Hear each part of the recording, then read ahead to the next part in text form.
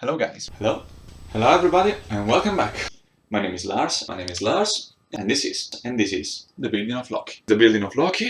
The Building of Loki. The last episode. Almost done.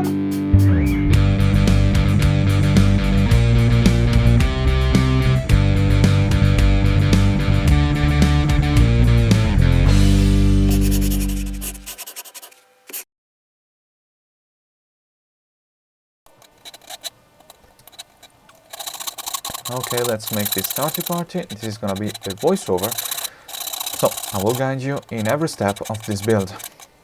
Right now I'm cutting the control pocket and neck pocket on the two piece on the center of the body.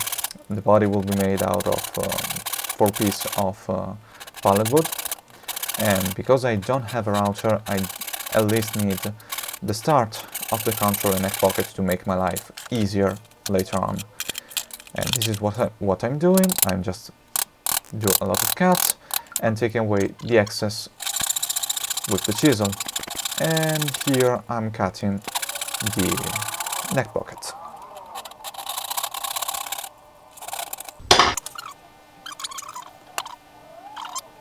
And here I'm gluing the two pieces together.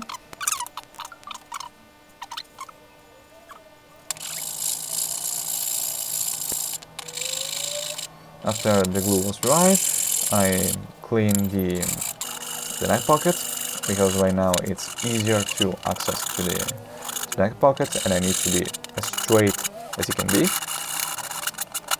And I'm using a lot of the saw, the Shinto saw rasp, and the leveling beam with 6 degree sandpaper, and do a lot of check. And now I can glue the other two pieces on the side. I end up gluing other 2 more pieces later on, because I need a little more thickness at one end. Here I'm starting to work on the neck. The neck is made out of 2 pieces of pine and 1 piece of cherry that I had for...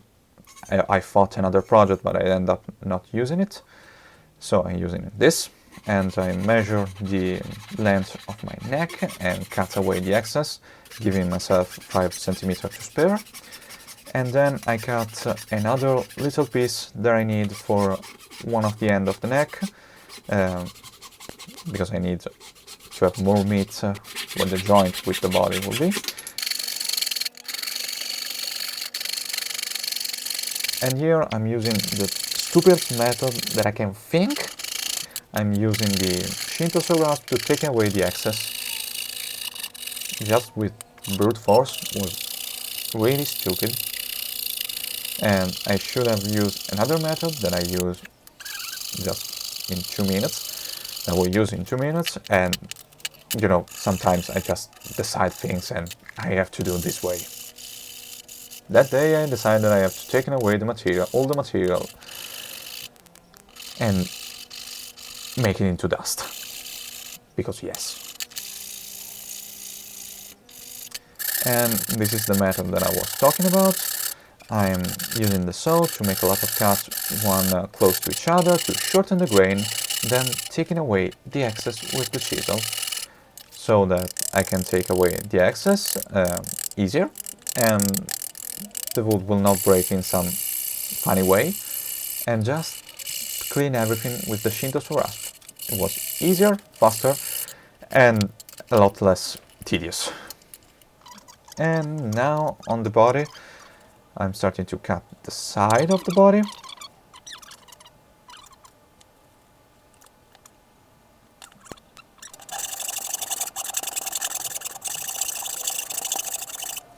I changed saw midway because it was too difficult with the little saw.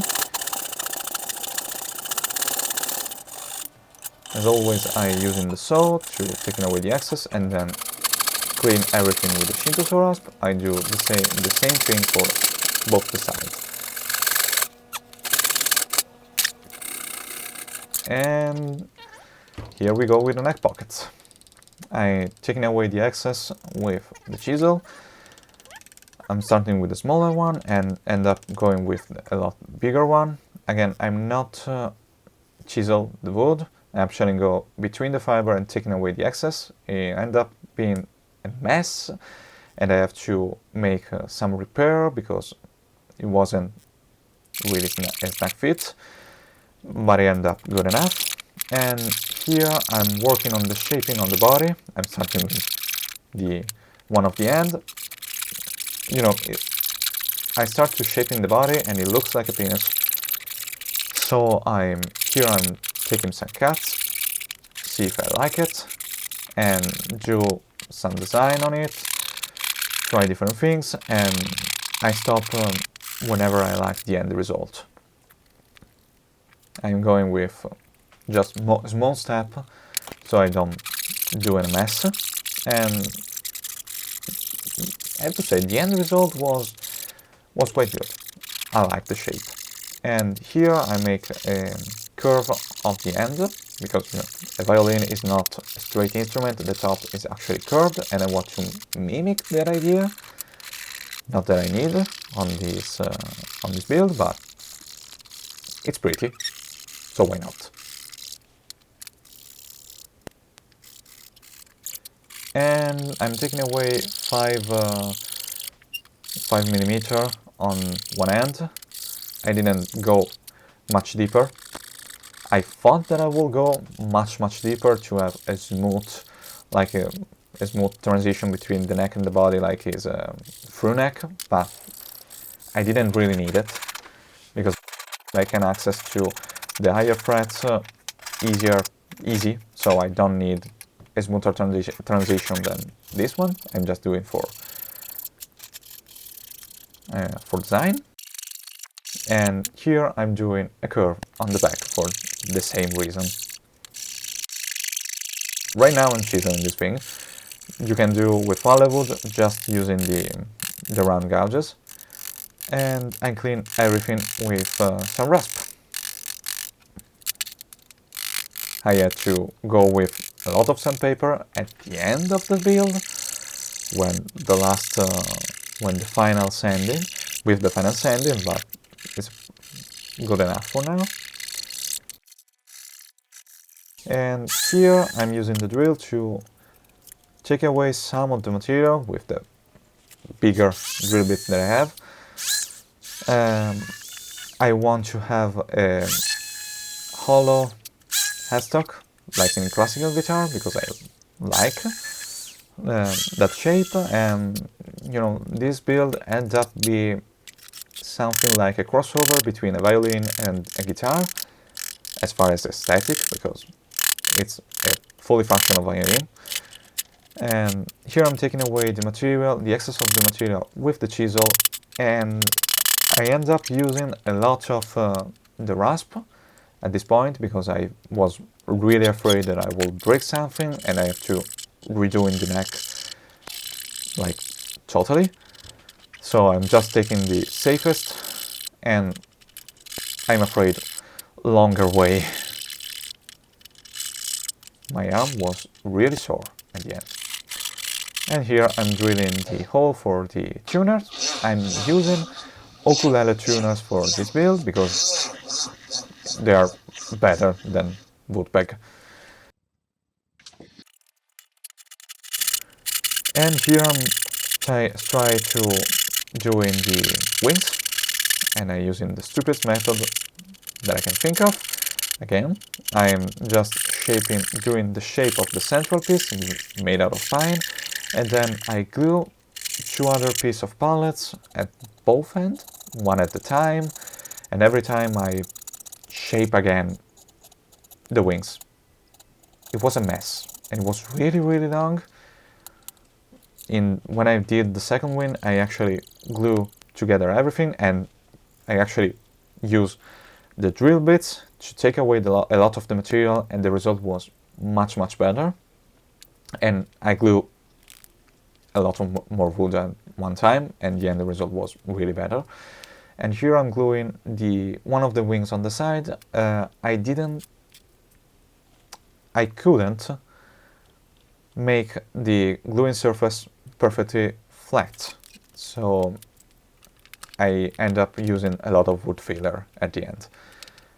It's a fortune thing that I'm using a nitrocellulose kind of paint.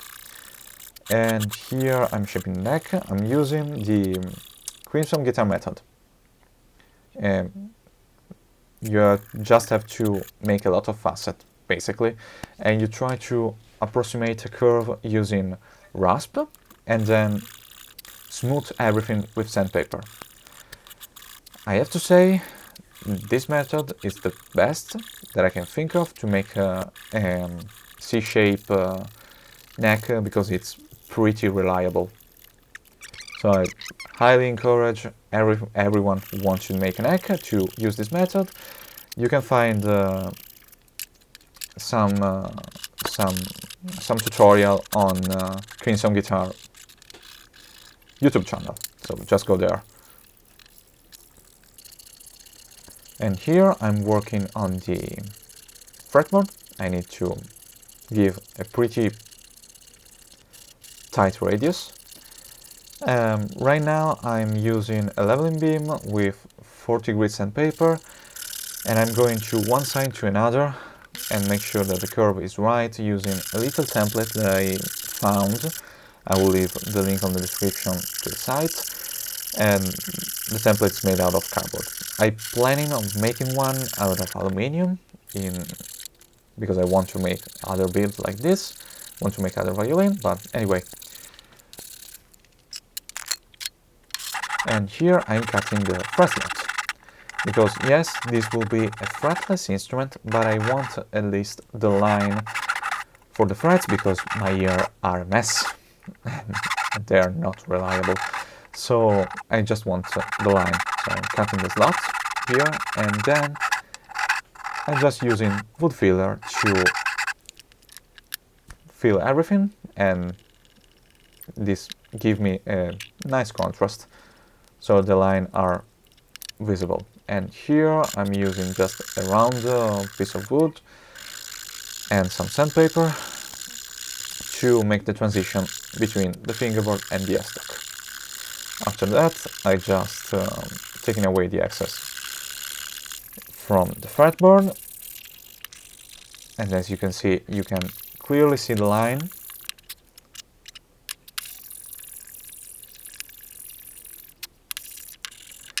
And here I'm using a little saw to cut the nut slot.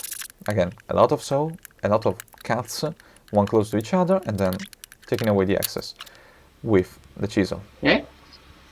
Now I have to widen the neck pocket, the control pocket.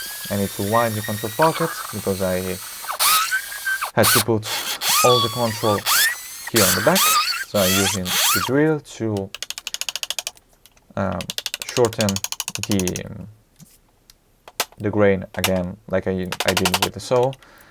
Shorten the grain at the end and take away the material with the chisel. And again, I'm not really chiseling on the side. I'm more like separating the fiber of the wood more than cutting. It ends up a mess again, and I have to use a lot of sandpaper to make it look less like a mess. And here, the most fun part of this build, I'm shaping the wings. I'm starting with the back because I know that the wings have to meet with the body. And then I'm going one part at a time. It was really fun. I just use the Shinto saw rasp and sandpaper and time. I take away a little of material, then step back, see if I like it or not, and then just taking away a little more material and repeat the process until I like the end result. And do this in a couple of hours, just listening to some Hearthstone games. It was fun, and the end result was really, really good. I like the end result. I did the shape on one wings and then tried to replicate on the other. It was fun. It was really fun, and on the back I just round the edge.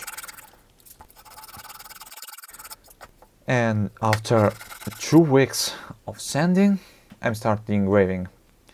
Here I'm engraving the runes on the side. I found a piece of this is actually some phrase of the end of the Lokasenna, a poem of the Norse mythology. I found the old Norse version and then I translate it to rune using a site, and then I engrave the rune on the side. This was not a perfect job, I have to be honest. Again, this wood is too soft, doesn't want to be chiseled, so I have to do. It took me a lot of time this time, and the end result it's not perfect, but I make it look perfect later, and I will let you see. And here I'm engraving a little serpent, because if you don't know, the punish of Loki for starting the Ragnarok was being tied, and they put a snake over his head, and the snake dropped venom on Loki's head, causing a ginormous pain. So this was the idea for this build. This is why I call it Loki.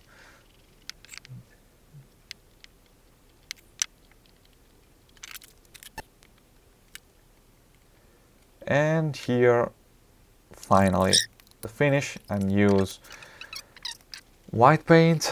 And this was, here I panic really bad, because it wasn't like I thought it would be. So he ended up being good, ended up being white, but I panicked for a second.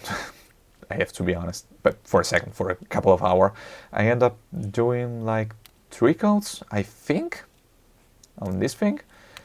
And now I'm using a Sharpie, a black Sharpie, to go over the carving, to make it pop out, make it look like they were a professional job, which they don't. They are not. They clearly are not, but it looks like. So to me it's fine. At the end, this is just for me, and I'm learning. If I have to remake this violin, if I have to make another violin, I will actually buy good wood and probably working a lot more on the shape, making something strange. I also drew my logo on the back, on the neck. And here I'm starting the long process of mounting everything. I mount all the components, all the electrical components and control on the back, on the control plate that I made out of aluminium. If I have to remake this thing, I will make some change, and I will make the control plate thicker, because it wasn't too thick. And here I'm cutting the slot on the bridge for the string to set and mount everything. I couldn't record the first time that I actually build this thing, string this thing, because my battery ran out. That's a shame. Anyway, I'm stringing this thing for real, cutting the slot, every slot. The piezo pickup needs a battery, and after that I tune everything. And with my surprise, this thing works. This thing works. Good news!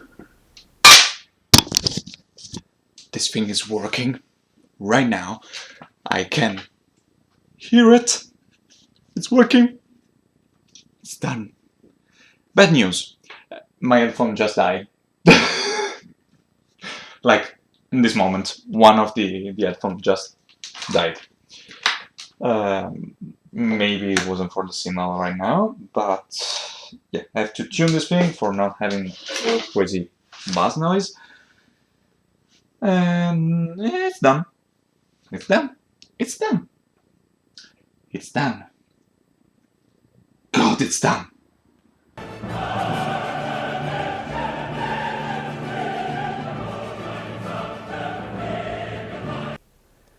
Okay guys, it's the end of this series. This was a job. It was a really long job, and I'm proud of the end. But anyway, thank you for watching. I will see you next week for the first video where I'm starting to learn to use this violin. Oh boy, this will be fun.